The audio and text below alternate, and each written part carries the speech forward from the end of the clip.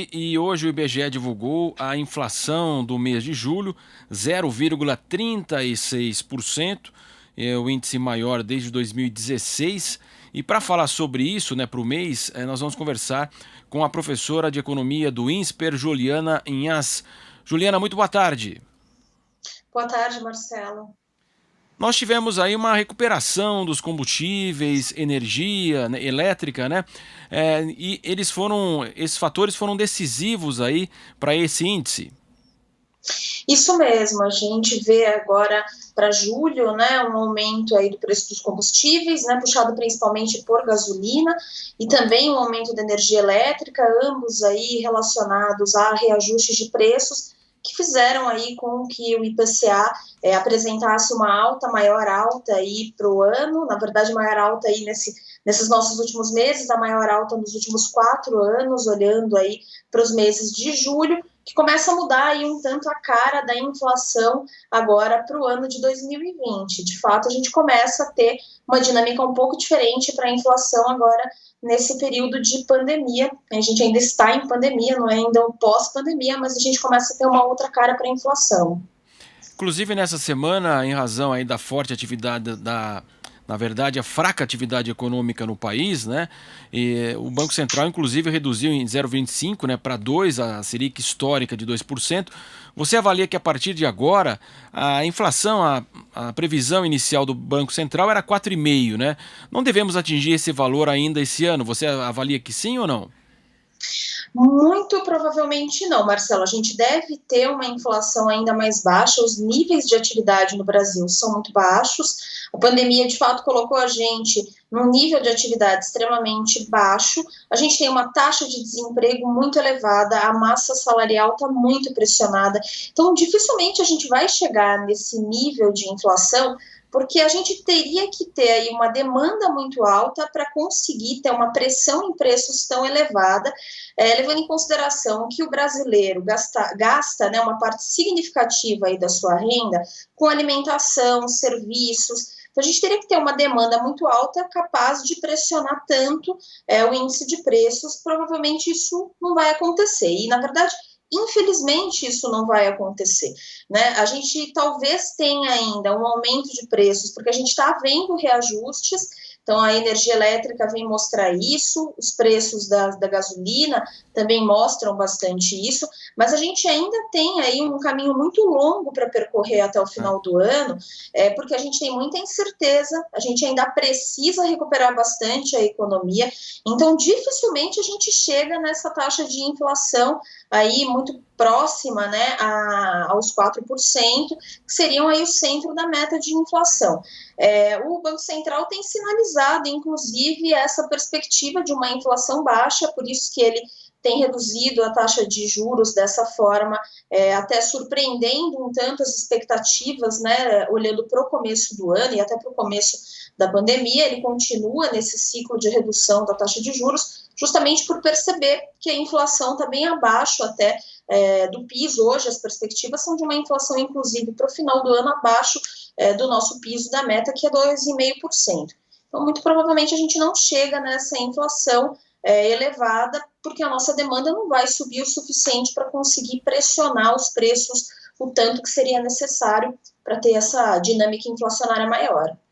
Agora, Juliana, a percepção das pessoas, né, principalmente quando elas vão ao supermercado, ao longo desse período, inclusive, é de que a inflação é muito maior, né?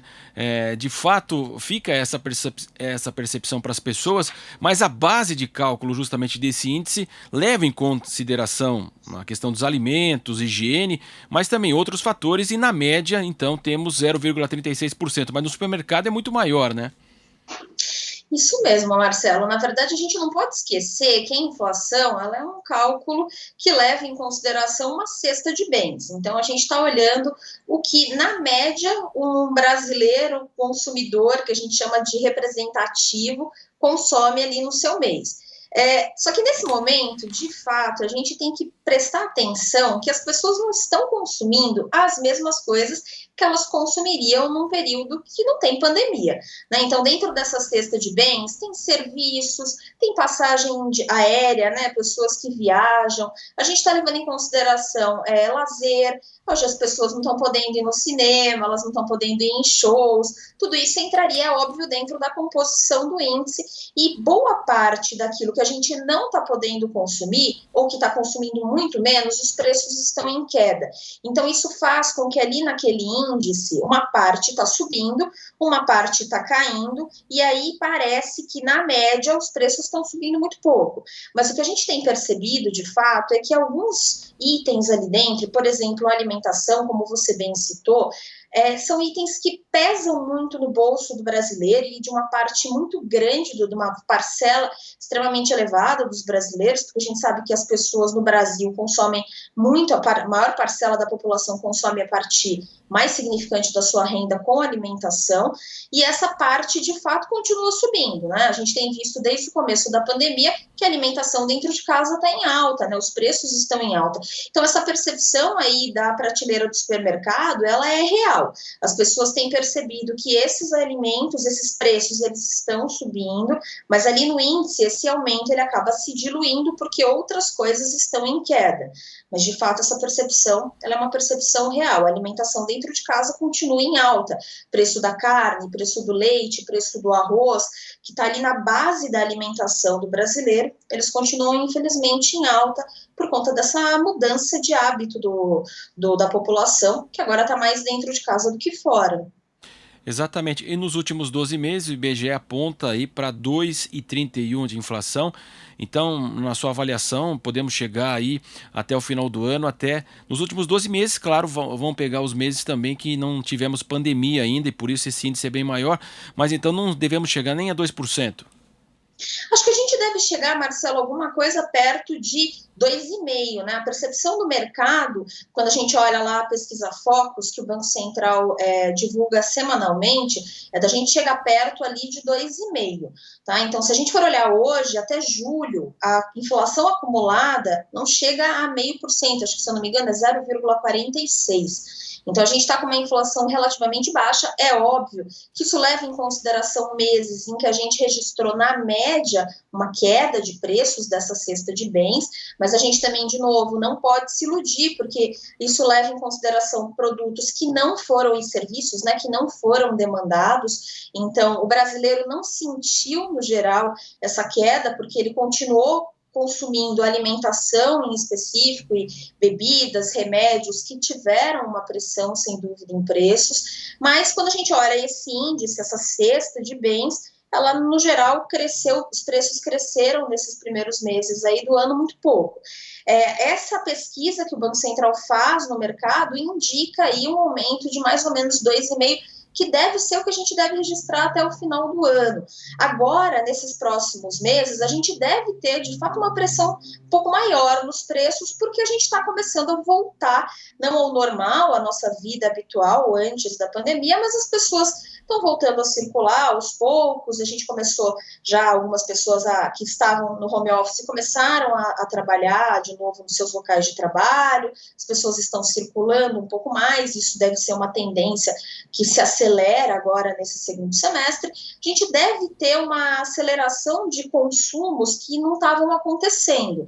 Então, a gente deve ter, por exemplo, uma pressão, começar a ter uma demanda maior em vestuário, calçados, né, outros tipos de serviços que vão, naturalmente, começar a ter uma pressão maior. Estavam com preços em queda, devem ter uma pressão maior em preços, então a gente deve começar a ter uma inflação um pouco maior agora nesse segundo semestre, mas muito provavelmente a gente ainda não tem uma demanda tão alta e suficiente para pressionar tanto esses preços nesse segundo semestre. A gente tem um desemprego muito alto, a gente não pode perder isso do nosso foco. A massa salarial, infelizmente, está muito pressionada, ela diminuiu, o brasileiro está sem emprego, perdeu o emprego do lado formal, perdeu o emprego também do lado da alocação do lado informal, e isso, infelizmente, vai contribuir um tanto para que a gente não consiga ter essa dinâmica inflacionária que a gente veria em situações ditas, entre aspas, normais.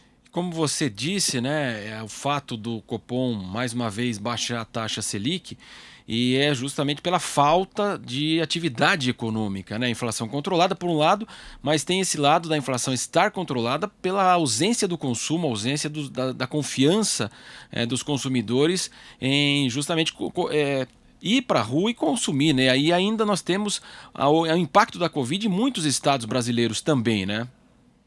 Isso mesmo, Marcelo. A gente gosta sempre de dizer que seria ótimo ter quedas da taxa de juros num contexto onde o Brasil cresce, a produtividade é alta, então por isso que a gente reduz a taxa de juros. Hoje, o Banco Central ele reduz a taxa de juros porque ele tenta estimular a economia. Então, ele está tentando, dentro dos instrumentos que ele tem à mão, estimular a economia. Mas a gente ainda tem uma economia que está difícil de sair dessa situação de inércia, porque como você mesmo bem diz, o brasileiro ele está dentro ainda da sua casa, muitos estados ainda estão sendo muito impactados pela Covid, ainda tem uma dificuldade muito grande de retomar a atividade em muitos locais, então a gente ainda tem muitas barreiras a ultrapassar. A gente não está baixando taxa de juros numa situação que teoricamente seria a situação ideal, que é aquela situação onde você reduz a taxa de juros porque tem um espaço muito grande de crescimento, de produtividade, que a economia está decolando. Não, a gente, na verdade, hoje abaixa a taxa de juros porque a gente precisa fazer essa economia ganhar um dinamismo mínimo no momento que é um momento bem crítico para a economia brasileira. Uma pandemia que já pega a economia numa situação de vulnerabilidade, a gente já tinha uma situação econômica muito vulnerável no começo do ano, antes do Covid, que se agrava bastante a partir de março.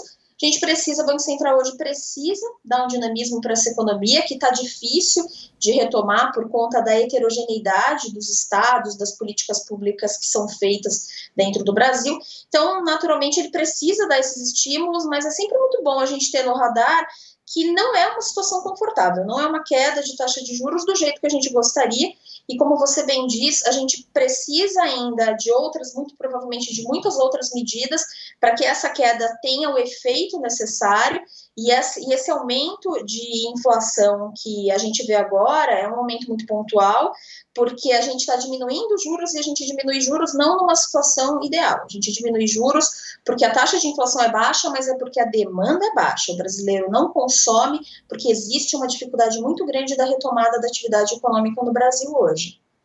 Muito bem, nós agradecemos a participação de Juliana Inhas, que é professora de economia do INSPER, falando a respeito da inflação oficial do país. Juliana, muito obrigado pela sua participação aqui no Jornal Jovem Pan. Muito boa tarde. Obrigada, Marcelo. Uma boa tarde para você, para os nossos ouvintes e internautas.